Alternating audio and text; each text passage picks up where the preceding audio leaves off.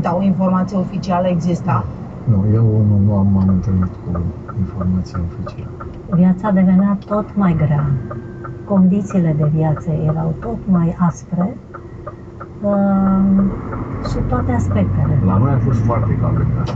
Vă spun, era o căldură, lăsam geamurile deschise, mă dădeam cu apă și prin curte, numai că vorbesc de luna august.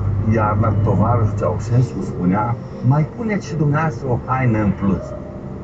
În ședința din 31 martie 1989, ținută în ziua plății ultimei tranșe de datorie, Ceaușescu a anunțat știrea ca pe o victorie. N-a prezentat un bilanț asupra împrumuturilor, a plăților sau al modului de utilizare și rambursare a creditelor, nici măcar în cercurile înalte ale puterii, dar ceilalți l-au aplaudat ca și cum lui personal i-ar fi reușit o profitabilă strategie. Subalternilor direcți le-a atras însă atenția